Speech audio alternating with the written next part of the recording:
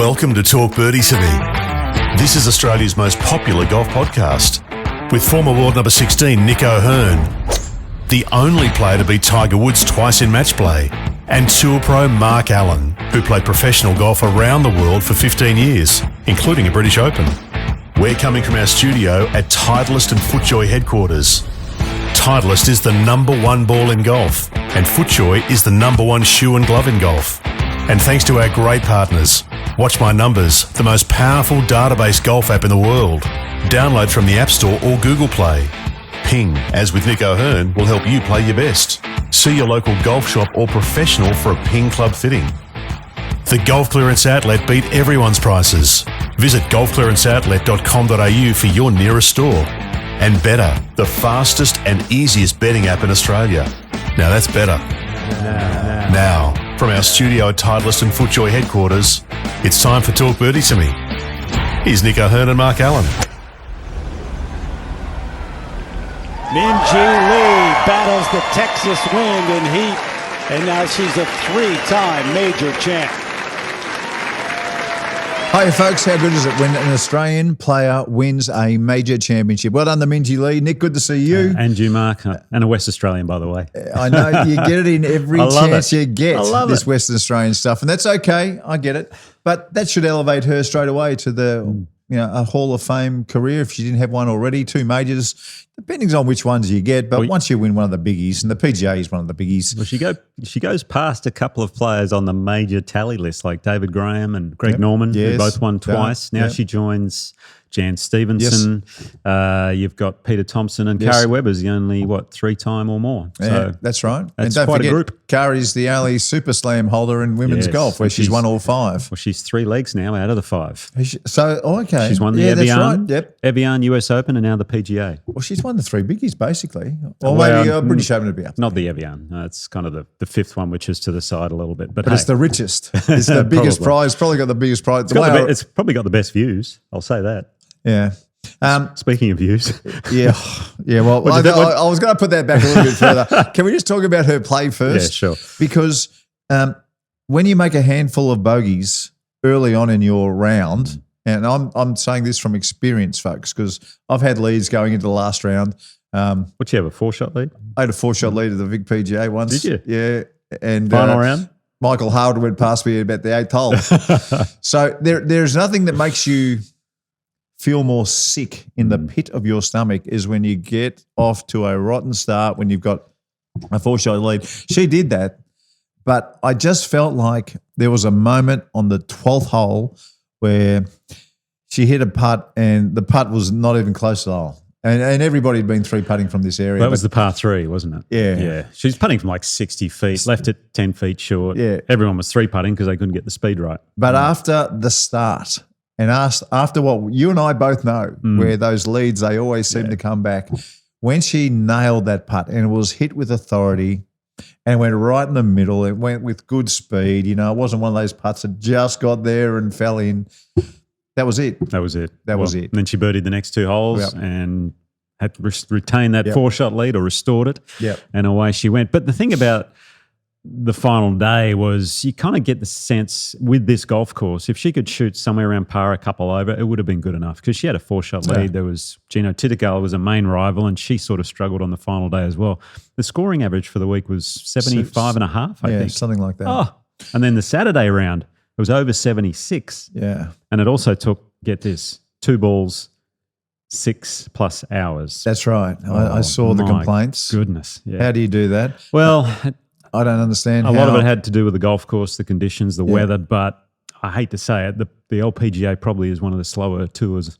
Yeah, well, it is. It is. But even in 2s, I think to play 9 holes Nelly Corder was complaining it was 3 hours and 7 minutes or 3 hours and 6 minutes to play 9 holes. Well, I heard we can't have that. When the TV window finished, the leaders still had over 5 holes to play. So they had a bit of an issue. But what they did for the final round was they went 3 balls, 2 tees, so they could get a U draw. The U draw, the split tee draw, so they could actually finish for TV. So there's nothing worse than a U draw. And you don't want that in a major. You want 2 balls, 1 tee. So yeah, that is right. The course in Texas, I've never seen a worse looking golf course on TV. Now, I've never seen it live. I'm sure it plays well. And there are stacks of golf courses that look horrible, like Turnberry, for instance. Turnberry on the telly looks terrible. Doesn't look like a golf course you'd like to play. Maybe this is one of those. Maybe. But my God, it just looked unkept. Yeah. I don't know. You know how quite often there's, especially in America, there are cart paths all over the place, and then people walk across the cart path who are walking to the next tee, and there were wear marks of worn out grass on every overhead shot they put in the background. There were weeds all over the place. Mm-hmm. I was shocked. It just looked like it wasn't a course that was about to hold a major. No, it kind of looked in a way a little bit like, and I hate to say it, like a Corn Ferry Tour event. Yeah, it did. As in watching on TV. Yeah. Yes. Not a women's major or a major of any sort. So, yeah. And see, this is where I think the girls I don't want to say respect, because I'm sure it's a great place, and I'm sure the golf course probably paid for a lot of money for it. I think it's a Gil Hans design too. But when you see Minjee Lee and Lydia Ko playing the old course, or when you see them playing Pebble Beach, or when you see them, why couldn't we get them a Bethpage Black? Well, they're going back to some of the Hazeltine great, Hazeltine next year, which is where Hannah Green won, by the way. So. It just does the tournament justice. This is one of the biggies, the PGA.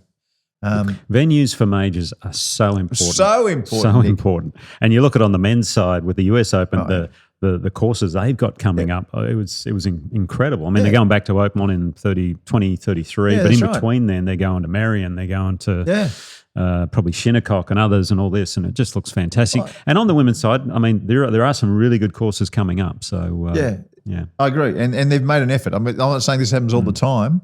I'm just saying, they would have had so many more people watching if it was played at Oakmont, for instance. They would have had, or Southern Hills, or just one of the classic golf courses where we can say, oh, wow, okay, that's how the girls play this course. But getting back to Minjee Lee, yes, because obviously, she won the tournament, and how good is that for Australian golf? Her putting, since she's gone to the broomstick putter, last year she was 137th on tour. Where is she now? 137th. Last week, for this tournament, she was number one in strokes gained. She was over 10 shot strokes gained on the field, holds something like 330 feet of putts. It was insane how good she was, because her ball striking was actually middle of the field, which for her is unusual. She's one of the best ball strikers out there, but her putting is what's separating her right now. Well, so now I'm going to ask the question. I wonder if everyone's watching, the USGA and R&A. Last time somebody won with a long putter in a major was Adam Scott. And not long after that, everyone got their heads together and said, well, it's not going to happen anymore. And they got rid of the long putter. Now, no one's anchoring anymore. No. Who are the anchorers who've won majors? So we've had Keegan Bradley did. Well, that was a belly. That was a belly putter, so anchoring in the belly. Webb Simpson maybe belly. Webb won US Open at San Francisco, and remember the Hawkman came at the presentation? Oh, yeah, that's right. Remember that? That happened. Yeah. And then, of course, Adam Scott won a major anchoring as well. On the women's side, I think this could be the first one with the broomstick. Well, I grokked it. You did? So I had a look at AI. AI wasn't very helpful. Is that a word now? Well, apparently. No, not a word. Sorry. Okay, well, I used Grok, which is AI. Okay. And I typed in, apart from Nancy Lopez, who won the 87 PGA or 87 US Open, I'll have to look back. Are there any others? Because Grok said Nancy Lopez used a long putter. Really? But I went back and looked at photos.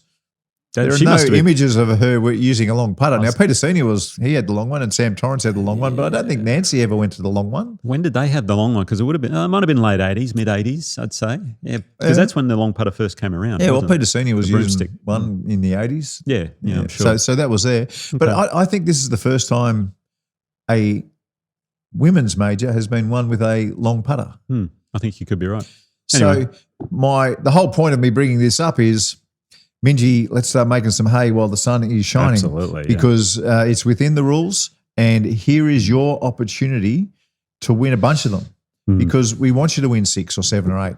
He wants you to go crazy because the potential's there. The swing's unbelievable. You put in the hard work and the putter is working for you. Well, I've done my masterclass on her swing, just that, because it kind of looks like a bit of a 3/4 action. And I love that golf swing that her and Hannah have as well, and Min Woo. They're all slightly different. Richie Smith, he's the man. We got to get him on one day. I know we keep saying stuff, but we will. We'll host him at some stage. We shall. Can we talk about the other tournament too? Yeah, really quickly. Tommy Fleetwood. Tommy. This was your chance, buddy. Tommy. This was your chance. As soon as it's funny, and if we talk through it, he had a lead going into the final round. Got off to a slow start as well, but steadied the ship, and then made some birdies on the second 9. Now, the final, you talk about... Hang on, before you go any further, there's a bit of ABK in this. Anyone but Keegan as well. I mean, just if you go that bogey 2 of the last 3 to lose it, just don't do it when he's right up your clacker. I know he annoys you with his little mannerisms and idiosyncrasies. I think we might even have some of his little kinks and everything. That put it up in the background while we're talking about it, Dan, if you can. Absolutely. And annoy the people on YouTube. Sorry, YouTubers, but you're going to have to put up with this. I think it has to do with how many twirls, and he does a little knee bend as he's walking into the ball. It's very unusual. Knee bend, 5 twirls? 4 to 5, just depending on the shot, I think it is. But anyway. But Tommy sort of settled the ship. And talking about Hartford, look, it's not a great course, but it always provides a dramatic finishing. And I love the golf course. I actually had one good I came close one year. Where'd you finish? I finished 3rd. Wow. I think Hunter Mahan beat Jay Williamson in a playoff. I might have been a few shots out of it, but it was a fun atmosphere because it's the final few holes there from, I'm going to say 13 on, the par 5. You got the railway left, you got water right. Yeah. And by the way, I've just got to mention this. On that hole, I was watching it, and throughout the coverage, you know how we've had the drone tracer? Yes. Now they've got the colour predictor. The predictor. Of whether it's going to hit the fairway. Red, orange, green as it falls. Yeah, and they're doing it from the sky shot. It is brilliant. It is fantastic. That's one of the best little improvements I've seen with that side of things. But from that hole on 13, 14's a whatever hole, but then 15 onwards, through 17, there are 3 fabulous holes, and then you got this massive amphitheatre, 18th. You see the crowds? Yeah, huge. It was incredible. Massive crowds. And they're all going for Keegan, obviously. Well, he's from the area, right? So I think he's a local. He's from Vermont or something like that originally. All right, so Tommy, bad luck. Please strike while the iron's hot, Tommy, and win next week or the week after. But it came about because indecision killed him. Yeah. I don't know if his second shot drove a perfect drive. He's got 147 yards into a slight breeze. He's got the little 9-iron, going to take a bit off it. Switches back to the wedge. Yeah. Big mistake. I know, look, it's easy to say in hindsight. Of course it is. But in those instances, when you're hitting into the wind, and I know that green, I know the shot, if anything, long is the play. If you got a downhill putt, that's fine, okay? Yeah. Par wins, we know that. Par wins it, okay? Well, actually, it would have been a playoff. Well, you might have put enough pressure on him. You hit the green, you hit it at the 10 foot. Maybe he doesn't feel like there's an opening and hit it at 6 feet. Yeah. But he hits it in an ordinary spot and then gives him the line because he leaves his first putt short. It's a tough one. Yeah, I felt for Tommy as well because they showed the putt, Dan, and you might have to insert this again for the YouTube. I saw this as well. I think it was still missing. I think it could have gone in. I'm with you. I think it was going to be a power lip out. I reckon it was a fitty. Is what I'm saying. And what we're talking about is it hit a little bump on the way and it deviated to the right. But it's interesting. So which one we got up first? This is Tommy's putt. Now, if you haven't seen this, it's a good one to have a look at because I say this a lot. We don't play on billiard tables. Right. When you're the last group, just that little kink. Give it one more go, Dan, if you could. Yep. Give it one more. Play it over a few times because the more you see it, the more you see this rotten bounce. Halfway, right there. Yeah. And look, I think it was still going to lip out because that missed the hole in completely. I think he hit a good putt. I think he hit it where he wanted, but it was a bit of a mystery. It's going to go right, that putt. Yeah. And then when you see Keegan's putt, Keegan's putt was pretty much on the same path because you can slightly across. And you can see that brown patch in there. There it is. You can see the brown patch. So it's a little bit more inside. Yeah, but he hits his left. But look, they hits that, inside left? Left edge, I'd say. Yeah, something like that. And it goes right in the middle. So, yeah, and you were obviously smiling, weren't you, when that putt went in? I was disappointed, Nick. I'll tell you what was good, though, was Tommy Fleetwood's interview afterwards. All class, said, look, it hurts. I'm going to learn from it. I've got to take the positives. And as a pro golfer, it's funny, you you lose more than you win in this game, Yep. unless you're someone like Tiger Woods. Even he still lost more than he won. Yeah. And how you handle it and how you learn from it is what counts. Can we actually play it, Dan? Because I reckon poor old Tommy aged about 15 years from the 72nd green to the microphone behind the green. You know, I'm upset now. I'm gutted. I'm angry. When it calms down, look at the things that I did well. Look at the things that I can learn from. I said yesterday, I haven't been in this position all year, so it's been a while. Felt like I did a lot of good things, but there was things that I, definitely can do better, and I have to do better. So, the most stupid thing to do and the worst thing to do would be make a week like this a hindrance to what you do going forwards. I obviously played great. I put myself in a great position. I was leading the tournament of 71 holes. I just want to, make sure that I can put myself in this position as soon as possible again, and try and correct what I did this time. But like I say, right now I would love to. Just go and sulk somewhere, and maybe I will do. But there's just no point making it a negative for the future, really, and take the positives and move on. Great attitude. Perfect attitude. Said exactly the right things, and it hurts now, but it'll pass. You don't want to become good at being a good loser. That's the worst bit about it. You just don't want to. You don't want that. It's to funny. Follow you around. It's funny you say that because people, people always used to say to me, because I had a lot of chances and I didn't win very much. They said, "Well, you're going to learn from it." And you know what I always say? You know what? I'm sick of learning. Yeah. I just want to friggin' win. It's true. It is true. It is true. At least you smash a locker room in. That's a pretty. Yeah, that's a good point. Yeah. Hey, just to finish up, Keegan Bradley is the captain of the Ryder Cup team. Yes, I think he is now.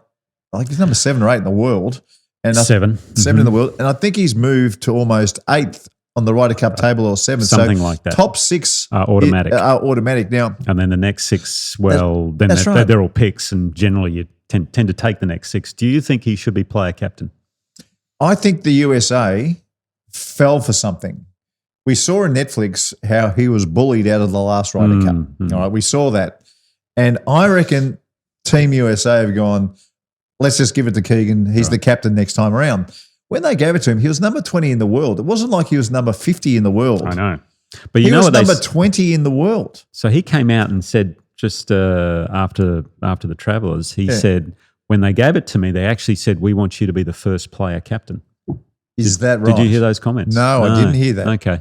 So that was said on after. That was in an interview afterwards. He said, I think it might have been to the Golf Channel or someone like that, where he said, when they gave it to me, they said, oh, you're the captain. And he said, my mind was a bit fried when they said you're captain, but they also said, we want you to be the first player captain. Yeah, well, I didn't know Big that. Call. I didn't know that. But when I looked up his world ranking, they have a thing that says what he was last year. And at that time last year, he was 20. Yeah, I know. All right. And so he's moved up to about number 8 in the world after winning an elevated event. I think they probably could have waited for Keegan. But look, if he's in the top 6, then I think you got to play yourself, don't you? You've made it. Yeah. If he automatically qualifies, I think he probably should play. Yeah. But if he's number 7, if I was him, and it depends on how selfish you want to be. You could say, I could become the first player captain ever or whatever in the history of the Ryder Cup, which you can sort of see that happening. However, a captain's duties in these things, it's full on. Yeah, that's right. It is really full on. Plus, I've got to play well at the same time. Because if he doesn't play well because his other duties are taking away from it, well, then that could – and you just need clear, distinct lines, I think. So tell me this, is there room for him to say, hey, listen, I've won another event. I'm now 4 or 5 on the list. Yep. I want to play. Yeah. Can someone else be captain? No, because he actually said in the interview afterwards, he said, look, I've got this plan in place that if I do play, well, then the other vice captains will help step in and we'll be able to all manage it ourselves. So this has maybe been the plan all along. It's interesting. Jeez, imagine. I know. Well, you go to and if they win, it'll be the greatest decision ever. He's the greatest hero of all time. But if they lose on home ground, he will be the reason. They will go, mate, you weren't even the captain. You were playing. Yeah. So it's a big risk. It is. I know that, and the US media and you and I, we will line him up. Oh, it makes for great content. Oh, it'll be awesome. What are you doing? You can't do this, or Team America or whoever. Well, hey, did you see the other thing during the week? Because it's funny, the third round, I was like getting the popcorn ready. We had Scotty Scheffler and Justin Thomas final group, third round leading. Yep. And then they just played like horrible golf, a couple over. But his comments, interestingly, going into Scheffler, when he spoke about, he did that press conference, maybe it was before the event, where they said, look, last year you won with 22 under. Is this course too easy? Did you hear his comments? It was fantastic. Well, let's play it. Let's play it. Yeah, Dan. This is a great perspective on how he thinks about the game and what fans think about what pro golfers should be like. People, when they watch golf, it's not like other sports where you want us to look like y'all when we play golf. I think it's just kind of one of those funny things. It's like you watch the NBA and you're like, man, I wish they couldn't dunk. I wish they were scoring less. I wish their shooting percentage was lower on 3-pointers. And like if you watch tennis, you're like, man, I wish the ball was going slower so they look like me out there playing tennis. It's not like that. As much as some people want us to feel like them, professional golf is different than amateur golf. We get a lot of time to prepare, to go out and play, and the guys out here are really good at golf. Like if you stand there on the driving range and you watch a range session, that ball doesn't go offline very often. And I think sometimes, especially in this day and age, people get way too caught up in the winning score. So I love that. I've never heard that perspective before. Neither have I. Because I like it when pros are having a hard time. I like it when they're shooting bogeys. Just that one tournament a year. But imagine watching an NBA game where you're not allowed to dunk. I mean, how boring would that be, right? Yeah, it's like saying, well, you can't hit a 330-yard drive or whatever. Yeah. Well, let's say it's the finals, right? So it's Oklahoma City, who just won. Congrats, playing Indiana. But for the finals, let's put the ring to 13 feet instead of 10. And really, it's an interesting. Tennis, the same thing. Yeah, let's slow the game down. Which, sure. I mean, people are saying I want to see tennis. I want to see the best players in the world play tennis. Yeah, exactly. It was a great point. Fascinating comments. I agree. Anyway, I just picked up on that during the week. He makes some good calls every now and then, Scotty. He's good. He's interesting to listen to. Yeah. And there's not too many of them. No, there's not. No, very true. Let's take a break. Good Sounds front good. nine, I reckon. I don't know. After the nine, I want to. By the way, the new Challenger PGA Tour of Australasia schedule just came out. I want to know more. We need to delve into that. I want to know more. That looks great, and I've got a top 5. I don't know what my top 5 is going to be, but I bet it's going to be awesome. Okay. Okay. We'll find out in a sec. Oh dear.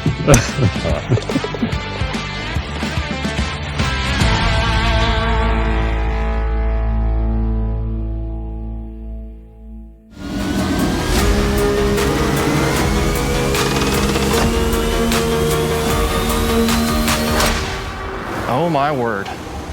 Titleist GT, a new class of drivers. We're live from our studio at Titleist and FootJoy headquarters. We all know the number one ball in golf is Titleist and the number one shoe and glove in golf is FootJoy.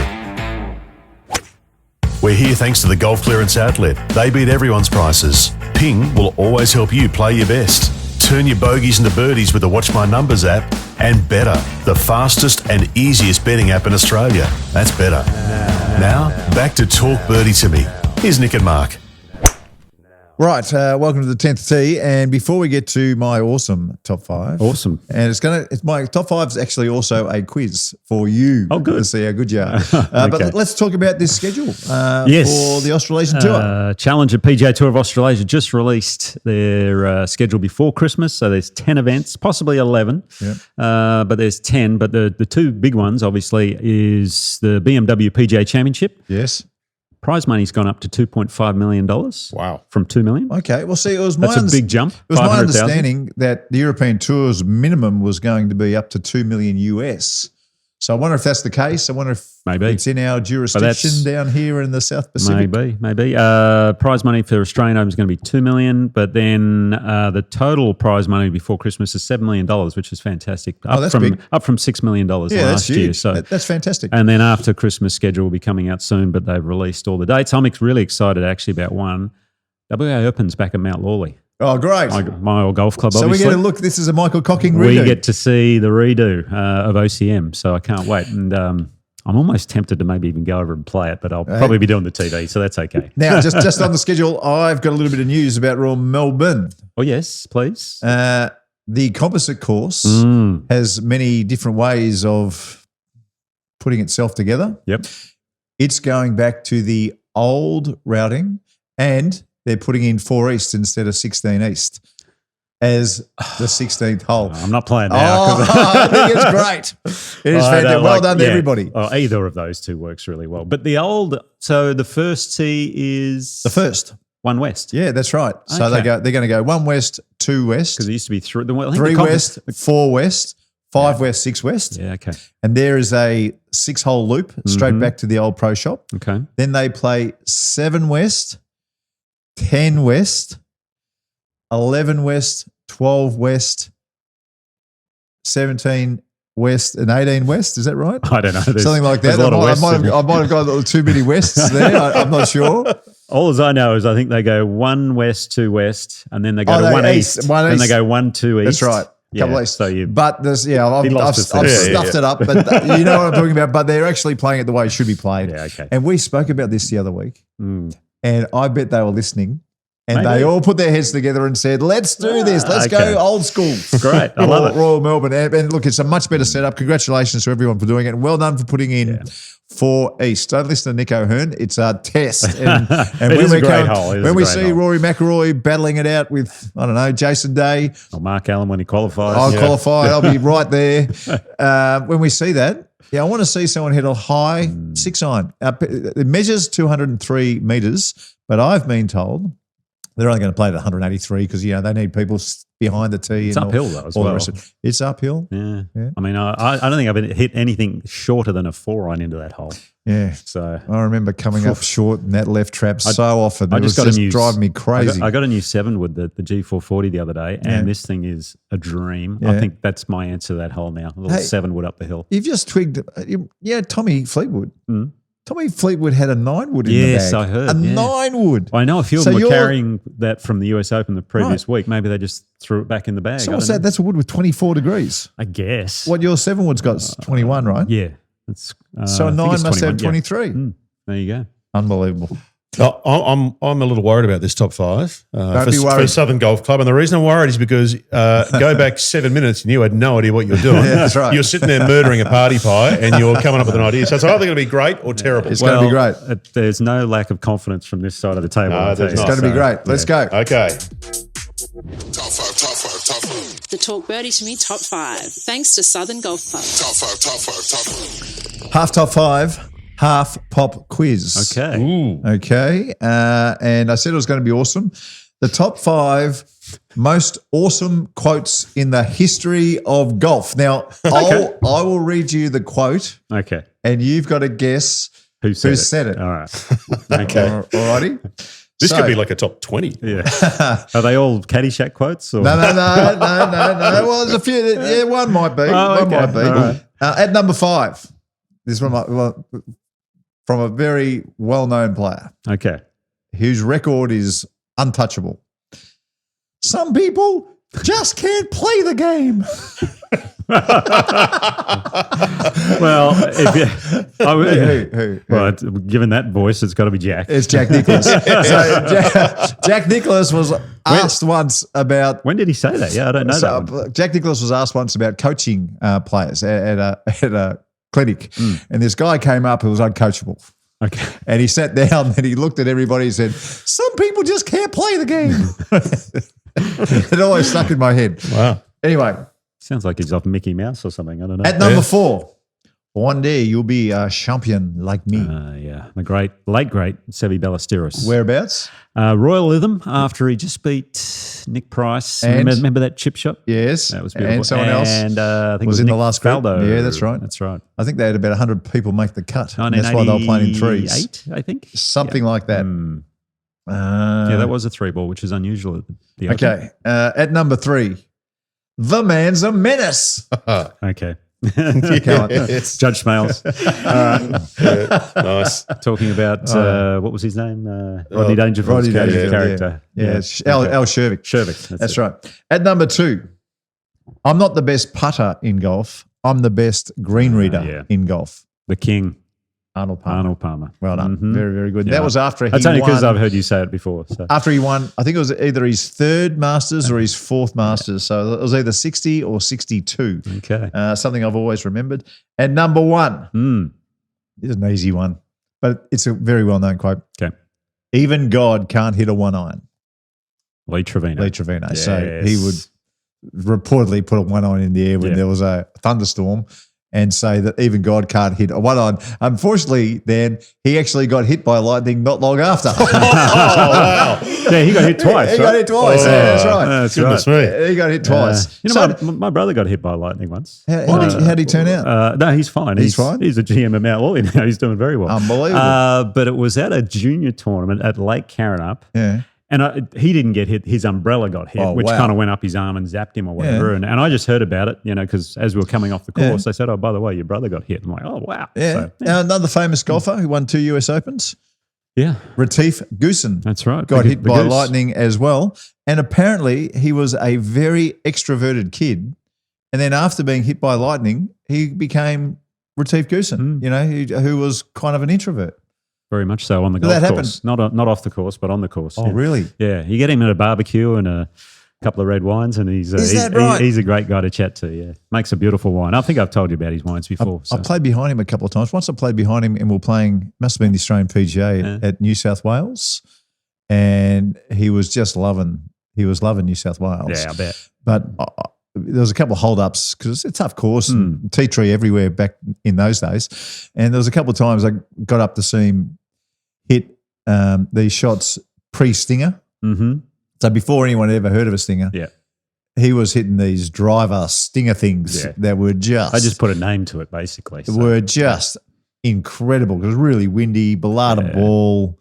I think he might have just put a graphite shaft in his driver. It's kind of those days, when people still had the steel shaft going. But he was hitting these low things around New South Wales, and no one could believe what we were watching. It was beautiful. Yeah. Anyway, there's my top 5. That's very nice.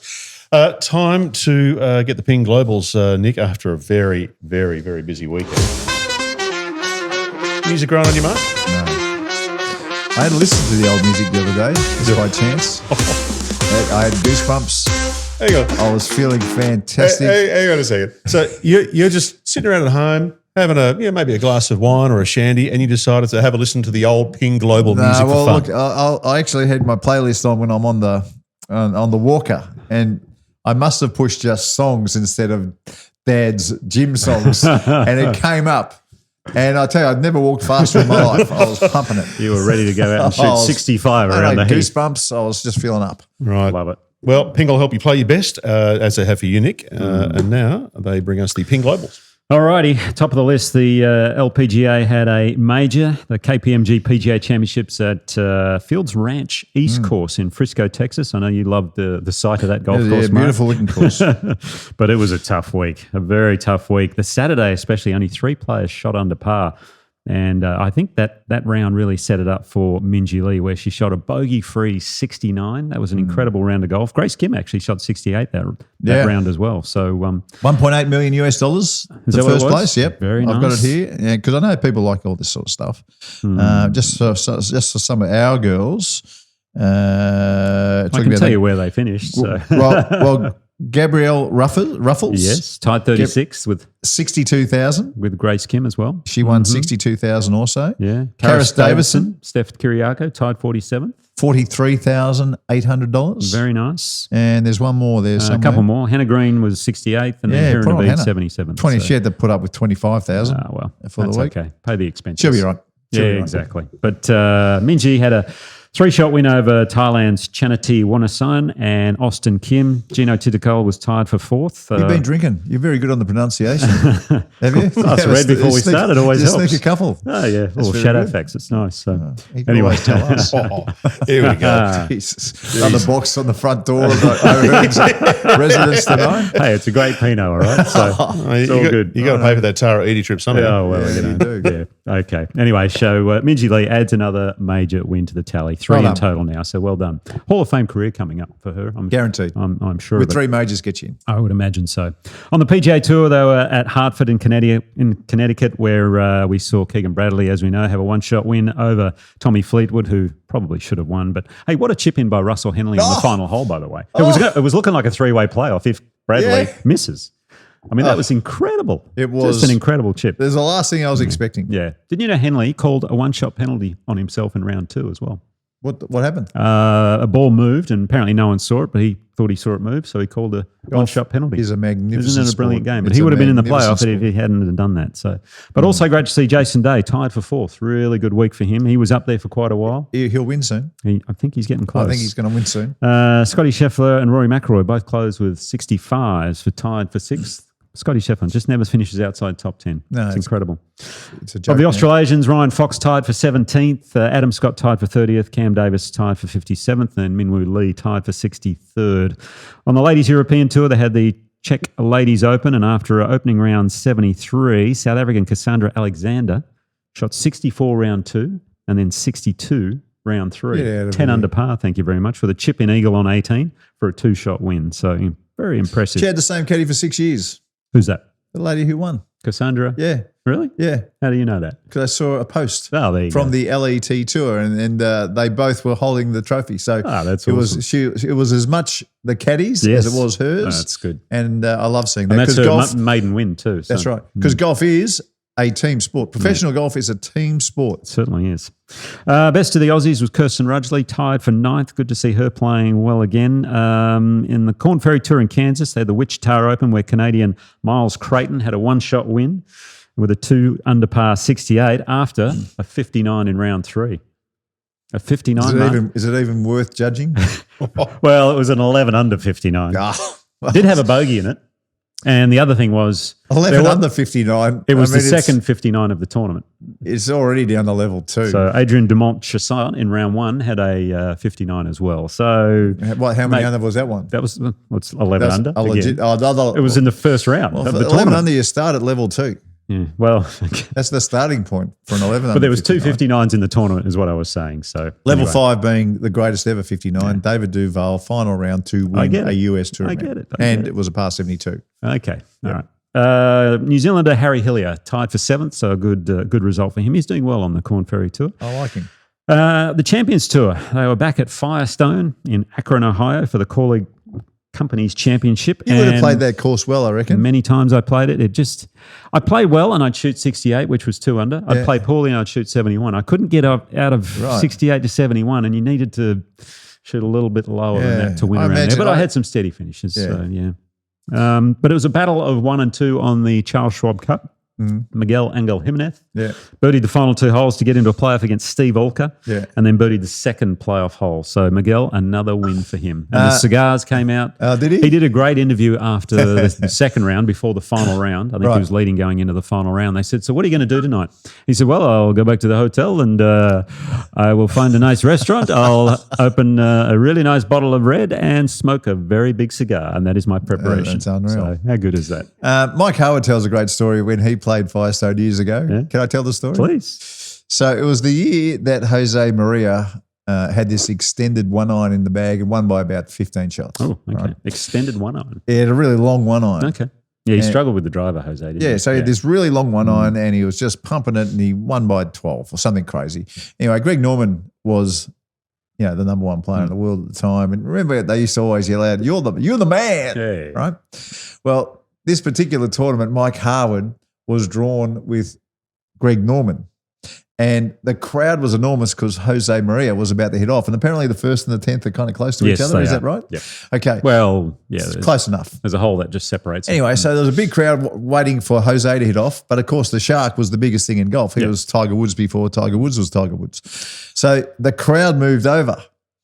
And Greg Norman has just pumped this thing right down the middle. Right down the middle. Rifled. And the Americans are going nuts. They've gone, you're the man! You know, they're screaming it out as loud as they could. Anyway, Mike Harwood, who wasn't a long hitter, got up next. And he hit his little popcorn drive down there. Yeah, and this guy yells out, and you're playing with the man.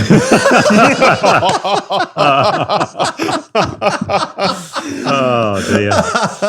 Anyway, g'day, Hards. I love you, mate. Fantastic. What a star he was. He almost won the Open, Mike Harwood. Mike Harwood, the 4 biggest tournaments in Europe, he won 3 of them and came second in the other, which was the British Open. British Open, yeah. He was a star. Yeah.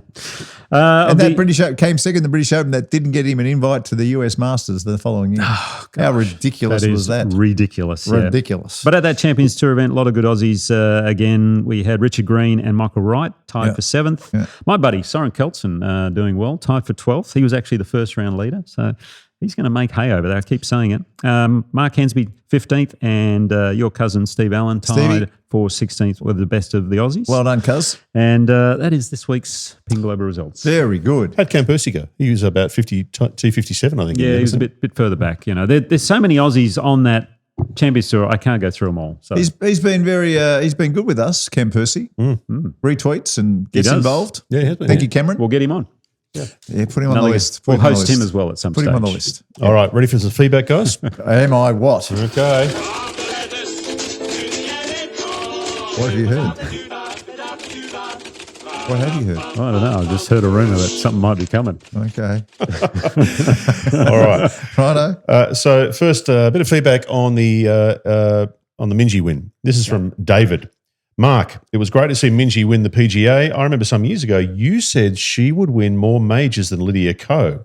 Now you're on the same number, so your prediction is looking very, very good.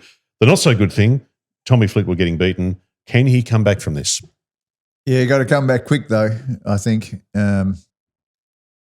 It's interesting with Lydia, and I saw a tweet during the week or something on social media. I think Ko won the Aussie Amateur. Minjee won the Aussie Amateur the next year. Ko just won her third major last year. Minjee just won her third major this year. And, I think Ko, was number one in the world for a long, long time. But as far as their amateurs and major career, they're kind of looking exactly the same. I do think there's more petrol in the tank for Minjee Lee, though, than Lydia Ko. I almost feel like Lydia's winding down. I think so. Well, I think she's starting a family soon, and because she got married not long ago. So I think you're right. I think her career could maybe overtake Lydia's, and Lydia's had an unbelievable career, obviously. But going back to Tommy Fleetwood, Royal Port Russia's coming up, the Open, where he had that showdown with Shane Lowry in the final round. So if there's any time to get back on the horse, that's it. So actually, did you see? I know it wasn't in the Ping Global results, but in the final of the Amateur Championship, the British Amateur, there was an Irish kid in the final playing a kid from Oklahoma State. Oh, okay. And that would have been fun. The kid from Ireland had to win the thing to get into the tournament. And he's birdied to get into the Open. Oh, wow. To get into the Open. He had to win to get into the Open. Anyway, he's held this monster putt on 17 apparently. To win? Maybe 20-footer or something. Anyway, that made it to where he could get into overtime if he won the last hole. Okay, right. But the kid from Oklahoma State just stiffed it. Oh, right. Yeah, he hit it to 5 from the last and hold the putt, and that was it. That would have been a dream for the Irish kid too. The whole crowd was behind the Irish kid who he desperately needs to win this amateur championship to get into the Open in his home country. Would have been enormous. That should get him into final qualifying anyway, because they're doing all the regional stuff at the moment, I think. So, I'd give him a start. Yeah. If I was the RNA, I'd say, come on, kid. True. You've done enough. So TC was watching the Minjee win as well, and TC was lining up Jeeno Thitikul. He said, or she, TC could be a she, TC said, Jeeno is garbage. Driving sucks, iron play sucks, short game extra sucks, and putting super duper sucks. I wonder what this character plays off himself. Well, it's pretty harsh, isn't it? It's brutal. Jeez. Wasn't that bad. I mean, she had a bad last round. I know that, but... I'm just going to see what her world ranking is. I think it's number 2, by the way. So TC, in the words of Mark Allen, you had absolutely no clue what you're talking about. Yeah, that's right. She's number 2 in the world. Number 2 in the world. Yeah, she sucks, obviously. She's number 1. He's got some very high standards. He or she, yes. Yeah. Wow. Now, we had a lot of feedback. That would have to be a bloke. Yeah, I think so too. A woman too. would never carry her like that. We had a lot of feedback on the Wyndham Clark stuff. In fact, on YouTube alone, I had a look just before we started recording. There was 109 comments on YouTube alone on Wyndham Clark. So clearly we're not going to read through all of them, but there's I've got I was a selection. replying to a few. Yeah. I was replying to a few. Did you see the interview he did afterwards, though? Oh, I thought the interview was pretty average. At the Travellers, he said, "Oh, look, I apologise, obviously, but I want to move on." I'm like, "You want to move on?" I know you. I can't believe you're even playing this week. I bet you want to move on. You should have been freaking suspended, is what should have happened. Absolutely, you should have had a whole. Like, if I was running the PGA Tour and you want to stamp out bad behaviour, then you get a holiday until Christmas. We'll see you then. You know what I was thinking about as well the other day with the Ryder Cup? Yeah. There should be some sort of category where it's like the Brownlow. You can't win the Brownlow if something happens, like an incident like Not this. bad. You can't play on the Ryder Cup team if something like this happens. If you kick hell out of you the got to locker have room, a standard set. Yeah. Anyway. Then you can't. Sorry. You know, you're going to get a month off and no chance to get in the Ryder Cup. Yeah. I love that. One of the rules of thumbs of making an apology too is that you have to be harder on yourself than anybody else possibly could be. Yes. And anything you say that looks like you are being dismissive it almost renders the apology useless. So what he should have said was, I made a terrible error. I was wrong. There is no excuse for it. I apologise unreservedly, and I will do whatever is needed. I'll take whatever punishment is coming my way. And he didn't. And the second he goes on to say, "I'd like to move on," he negates everything he said prior to that. That's right. Yeah. So anyway, a lot of comments on this though. We had some fun ones too. This one I thought was pretty funny. This came just before. Patrick said, "Is this a boomer podcast?" Now this is after you guys ripped Wyndham a new one. How old do you have to be a boomer? I don't know. Is it like 60? Our age? 60 plus maybe? I think it's a little bit older than us. Oh, is it? Okay. Yeah, I don't think. No, It's older than us. We're in the 60s, I think, or 70s. Okay. Yeah, we're not boomers, I don't think. Jim, disrespectful and disgraceful. Imagine inviting somebody to your home and they do that. I hope the PGA Tour deals with this one accordingly. No, they Couldn't agree won't. more. They won't do anything else. They might give him a $5,000 fine. Oh, there's a fine for sure. Yeah, but 5,000. It'll be something that doesn't hurt these insignificant. guys. No, It's probably 10 5,000 these days. That's exactly right. 5,000 it's nothing. It's nothing. It's ashtray money. Yeah. Diana said, I agree that he is a bit of a knob and he should pay for the repairs. Edgy, this is Good on you, Diane. edgy. This is very harsh, Right. at least part of it anyway. 6 months suspension. Okay, that's all right. Public apology. That's all right. And a $2 million fine. Holy, That'll hurt. A little excessive. yeah, that would hurt. Yeah, a Why little not? excessive. Yeah. little excessive. Holiday's the one. What about Clark's comment? He should be banned for having a name like Wyndham. Yeah. Very funny. Now, this is an interesting comment, I think. This is from Jack Mundo. Please. Now, this is in reaction to you guys having a bit of a crack at this. Please, what an overreaction. 2 plates gone, but easily replaced or repaired. Send him the bill. I'm sure he'd be very glad to pay it. Have you ever missed a US Open cut by one shot? No, I didn't think so. I have. Now, Nick, could you tell us maybe about 2011? Yeah. Mr. US. I thought that was me that sent that in for a second when it said Mr. US Open cut by one. Yeah. I had a putt on. I've told you this story before. I had to come back the next day, had a putt on the final green to make it. Horseshoe came back out to me. So, when they say, sorry, they have? Yeah. Who is it? Jack Mundo. Jack Mundo. I don't know who Jack Mundo I don't know who is. Jack Mundo is. Well, it may not be his real name. Maybe Jack, like this. if you think it's okay to kick but hell he's- out of a locker room, you're no friend of mine, mate. He's missed End the of US story. Open cut by one. Well, Jack Mundo, whoever Jack Mundo is saying that he has missed a US Open cut by a shot. Oh, Oh, okay. well, good on you, Jack. Well done. And Did you kick the clubhouse in? Did you kick the walls in or anything, Jack? Apparently it's okay in your world. I don't think he did. No, Jack's It's not part of it. strange cat. We did a survey, by the way, a poll on Twitter. He's a strange cat. Yeah. Spot on. Should Wyndham Clark be sanctioned for his behaviour at Oakmont when he damaged the lockers? That was our poll. And 9% said, yes, he should be fined. Right. 9% said, no, let it go. 21% said, suspend him. And 61% said, suspension and a fine. Yeah. Perfect. Yeah. The 61% know what they're talking about. Fine is a no-brainer. I mean, that's part of it. But suspension is the key. So Yeah. Yep. Where do all the fines go, by the way? Have they got the charity it all goes to or I'm something? sure it goes. I'm hoping it goes to charity. Be nice if it did. Hopefully, it doesn't go to the commissioner. So, No. Tony from Brisbane has Goes to written the in. Christmas party. yeah. Tony from Brisbane said, G'day boys, I loved listening to your top 5 courses pod last week and it inspired me to share mine with you. Oh, nice. Having jumped into golf in earnest over 3 years ago, I'm not as worldly or experienced as you guys, but I've assembled a nice little list, I think. Later this year, I'm going to go to Scotland and I'm hoping to jag around at St Andrews in the day before the ballot.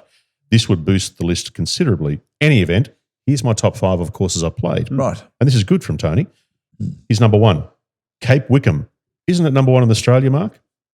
Smart ass. Right. Number 2, Yes, good. Hamilton Island. What about the views? Views are unbelievable. The best views of any golf course anywhere in the world. It's great. I know you don't love the course, Mark, been but there. the views are great. The views are off the charts. Yeah.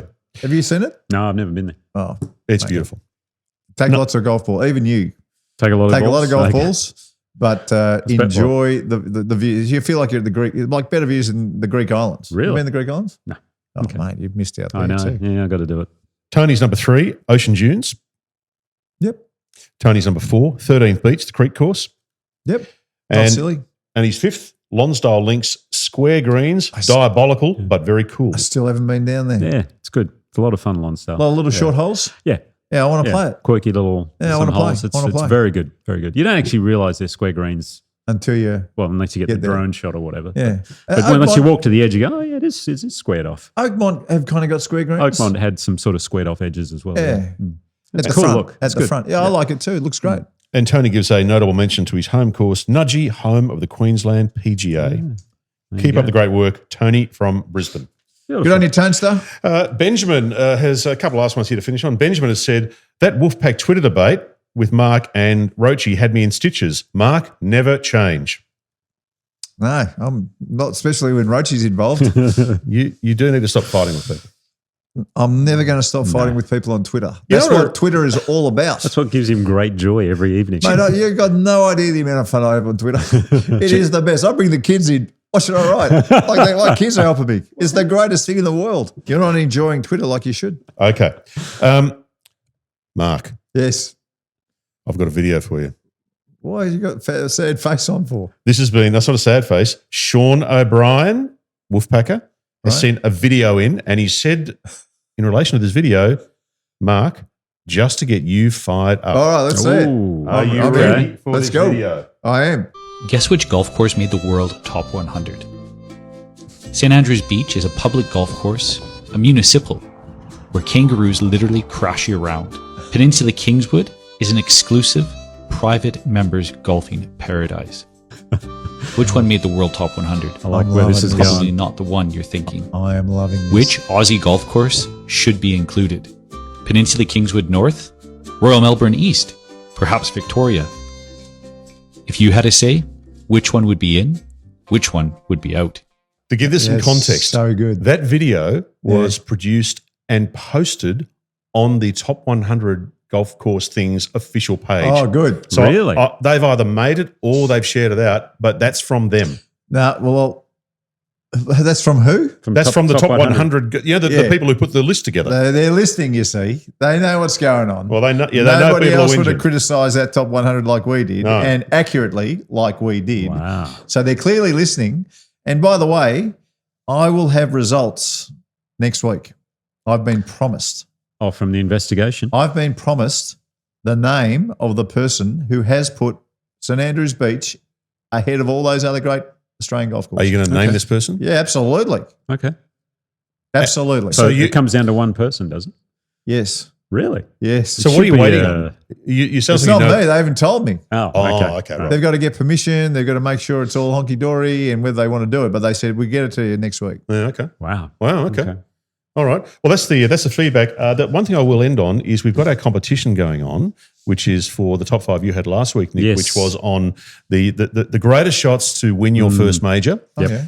And we've had a ton of entries, a ton of entries. So I reckon what we do is we come back later in the week and we do a little bonus pod just on that because there's been lots of suggestions and I reckon there's a couple of real big ones Okay. Right. that you All right. missed. I know I missed a few. So Yeah. So if you want to get your entries in, now's the time to do it. You could win $250 to spend at the Golf Clearance Outlet and team entry into the Golfies 2-person Ambrose tournament Fantastic. to win a trip to Thailand worth 25 grand. Fantastic. Now, Nick O'Hearn, you've done your masterclass. Let's get straight to it. Well, hang on, I've got to have a quick break first.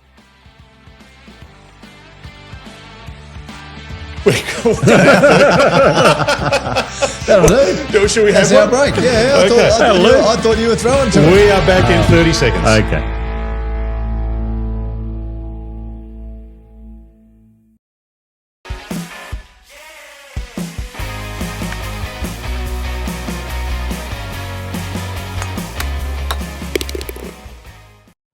What a win it was by Minjee Lee at the PGA Championship in the US, her third major title. Congratulations to the West Australian. What I love about her golf swing though is it looks like a 3/4 swing. Her backswing, her arms and her body really sync up well. Now a great drill for that is to use the old wood cover under the lead arm. One of my favourite drills.